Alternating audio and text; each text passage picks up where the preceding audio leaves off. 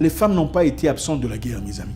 Elles n'ont pas été absentes. Elles étaient là, à côté de leurs hommes, de leurs maris, luttant, résistant à l'intrus. Il ne suffit pas de se faire belle. La beauté est aussi intérieure, si pas plus. Votre beauté intérieure doit être la plus virulente, la plus resplendissante, la plus forte. Votre capacité d'assister, d'apporter un point fort à votre mari, à votre époux, à votre patrie, à votre continent. Apporter votre participation, votre présence, votre intelligence, vos ruses, vos capacités pour une cause commune. Ces femmes n'ont pas été absentes. Elles ont lutté. Elles étaient des vraies guerrières. Elles ont combattu. Physiquement, elles ont servi d'espionnes. Les Allemands étaient incapables de les localiser. Certaines étaient prêtes à cuisiner pour apporter de la nourriture, du sastenant à leur mari qui résistait. Bonjour à tous les amis, Zach Mwekassa, fondateur de Mwekassa. Merci à tout le monde, merci à tous les anciens, tous ceux qui nous suivent depuis longtemps. Vous êtes très appréciés. Merci à tous les nouveaux, votre première fois avec nous, enchanté. J'espère qu'à la fin de cette vidéo, vous n'en sortirez pas bredouille. Alors, comment ça se passe? D'abord, aujourd'hui on va parler d'une histoire très intéressante. Vous savez, on vivait en paix, vous savez, dans nos brousses, nos savanes, nos forêts. Avant ça, évidemment, on avait aussi des châteaux, des palais royaux, tout ça. Après avoir fait le partage de l'Afrique, comme pour une pizza à Berlin, ils sont venus coloniser. Les Français ont pris le Cameroun, la Côte d'Ivoire, le Sénégal, le Gabon, le Congo-Brazzaville, le Congo-Kinshasa pris par les Belges, le Rwanda-Urundi par les Allemands, et le Tanganyika aussi par les Allemands. Le Tanganyika à l'époque, aujourd'hui on appelle Tanzanie, colonisé par les Allemands. Arrivés, ils sont venus gentiment. Quelques années plus tard, ils ont commencé leur brutalité. La première chose, en Tanzanie, à l'époque, ils ont obligé les hommes tanzaniens à cultiver, non pas leur nourriture, mais le coton. Donc vous ne cultiverez plus des arachides, plus des maïs, plus des maniocs, plus des patates douces, mais le coton. Pourquoi? Pour envoyer le coton chez eux et vendre. Donc vous venez chez nous, on vous accueille gentiment, dans la sympathie. Vous savez, les Africains sont toujours gentils. Mon frère, venez. Ils sont arrivés. Soudain, ils ont montré leurs muscles, forcé à la population de cultiver le coton à la place de la nourriture. Très compliqué. La population pensait que ça serait temporaire et ça va passer. Quelque temps après, ils ont imposé un taxe. Donc vous venez chez nous. Vous nous trouvez dans la paix, la joie, tout ça, on mange nos chèvres, nos patates douces et nos insectes. Vous nous imposez travaux forcés, un quota. Donc il faut emmener un quota de coton chaque jour. Si tu n'atteins pas le quota, on te chicote. Si tu n'atteins pas le quota, on prend ta femme en otage. Un quota de coton. Donc il n'y a plus de nourriture pour nous, il n'y a plus de liberté pour nous. Et par-dessus tout ça, vous nous imposez un taxe. C'est-à-dire, chaque mois, je paye un taxe chez moi, un taxe qui sera envoyé chez vous dans votre pays en Allemagne. Quel esprit! Qu'est-ce que ça a créé dans la société tanzanienne, tanganyikaise à l'époque? Les hommes étaient absents, les femmes étaient obligées d'assumer les rôles des hommes. Déséquilibre social, les équilibres dans la maison, dans le foyer. Les femmes étaient obligées de prendre soin des enfants, de prendre soin de la situation familiale, de combattre les intrus quand ils venaient, et ça devenait compliqué.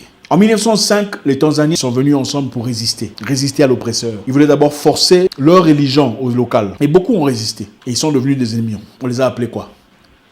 Terroristes. Des magis terroristes, tueurs, destructeurs, envahisseurs, rebelles, sauvages, cannibales. La situation devenait tellement difficile pour le local qu'un chef tanzanien eut le courage d'aller parler aux Allemands. Il dit, chers amis, vous êtes venus ici en paix, en amitié et en prêchant. Voilà pourquoi on vous a accepté. Votre venue n'a connu aucune résistance. Par contre, on vous a aimé. On vous a accueilli dans la joie. On a dansé pour vous. On vous a célébré. On vous a donné un terrain, un lieu pour construire, de la nourriture, des champs, des vaches, des chèvres, des moutons, des gardes, des guides. On a été tout ce qu'un ami pourrait être pour un ami. Quelque temps après, vous avez changé de visage. Vous avez pris des forces nos hommes, leur imposant de travailler dans vos champs de coton, sans nourriture, sans aide, sans soutien. Les familles dévastées, détruites, séparées. Un choc social insupportable. Est-ce comme ça que vous nous payez? Vous savez ce qu'ont fait les Allemands? Ils ont tué ce chef et massacré tous les hommes qui l'accompagnaient. C'est là qu'a commencé la guerre. Donc, analysons un peu. Vous venez chez moi, quoi. Je vous accueille gentiment, quoi. Vous prenez de force mes terrains, quoi. Et me forcez à travailler le coton, quoi. Vous envoyez le coton chez vous, quoi. Et me forcez à payer un taxe, quoi. Parce que vous avez fait, quoi. Maintenant, c'est moi le terroriste, quoi. Après avoir eu la triste nouvelle du décès brutal de l'un de leurs chefs, partis gentiment négocier avec les Allemands, les Tanganyikais se sont révoltés. Les tribus se sont mises ensemble, en force, pour résister à l'intrus. Pendant une nuit, les hommes sont tous partis se réunir à la rivière. Leur chef prit une poussière qui mélangea dans un bol avec de l'eau. Après avoir fait des incantations, versa cette eau ou cette pâte dans la rivière et leur dit de plonger. Tous les guerriers plongèrent dans la rivière. Ils espéraient devenir invulnérables. Aucune balle n'était supposée franchir leur peau après avoir été dans cette rivière, après cette incantation, après cette prière. Les Tanganyikais sont partis en guerre contre l'Allemagne, une Allemagne moderne à l'époque. Je vous rappelle que quelques années plus tard, l'Allemagne commençait la Première Guerre mondiale. Ils étaient armés et bien structurés. Ils sont partis armés des flèches, des lances et des boucliers seulement. Ils ont battu les Allemands. Leurs femmes n'ont pas été absentes de la guerre. Il y a eu des groupes de femmes formés par une femme exceptionnelle au nom de Nduma Nkomanile. Cette femme guerrière, une vraie espionne qui allait situer les Allemands, rapporter les messages à leur chef et attaquer brutalement et les finissait où ils étaient. Les femmes n'ont pas été absentes de la guerre, mes amis. Elles n'ont pas été absentes. Elles étaient là à côté de leurs hommes, de leurs maris, luttant, résistant à l'intrus. Il ne suffit pas de se faire belle. La beauté est aussi intérieure, si pas plus. Votre beauté intérieure doit être la plus virulente, la plus resplendissante, la plus forte. Votre capacité d'assister, d'apporter un point fort à votre mari, à votre époux, à votre patrie, à votre continent. Apporter votre participation, votre présence, votre intelligence, vos ruses, vos capacités pour une cause commune. Ces femmes n'ont pas été absentes. Elles ont lutté. Elles étaient des vraies guerrières. Elles ont combattu. Physiquement, elles ont servi d'espionnes. Les Allemands étaient incapables de les localiser. Certaines étaient prêtes à cuisiner pour apporter de la nourriture, du sastenant à leurs maris qui résistaient. Battus en retraite, les Allemands demandaient du renfort venant d'Allemagne. On a envoyé des bataillons de soldats bien armés pour venir en découdre avec eux. Pendant 2 ans, les armées allemandes ont eu des sérieuses difficultés contre les résistants Maji-Maji. Ils les appellent rebelles dans leur rhétorique terroriste. Des sérieuses difficultés, des sérieux problèmes. Les femmes étaient là, les hommes étaient là. Ils ont résisté, ils ont bataillé. À leur retour, les Allemands ont usé de la technique de la terre brûlée. Ils détruisaient tout à leur passage. Ils avaient des mitrailleuses, tuaient hommes, femmes, enfants, chèvres, chevaux, tout. Ils ont brûlé toutes les plantations parce qu'ils n'arrivaient pas à tuer les hommes. Ils ont détruit tous les champs, tout ce qu'il y avait à manger pour le crever de faim, pour les assujettir, les battre dans leur âme.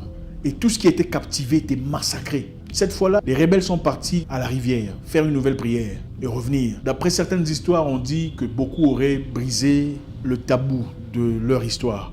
Voilà pourquoi beaucoup sont morts. Mais en effet, les Allemands ont tué plus de 300 000 personnes dans le Tanganyika, en Tanzanie.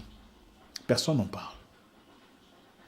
Des mitrailleuses, décapité les gens. Ils ont détruit des familles, brûlé des terres, bombardé les gens. Les Africains, hommes et femmes, ont fait preuve de beaucoup de courage, mais ils n'avaient pas la technologie adaptée pour résister aux Allemands qui avaient des mitrailleuses, des mortiers et tout le bazar. Et pour s'aimer la peur, la terreur, la frayeur, ils ont attrapé les gens et ont décapité 68 chefs en public.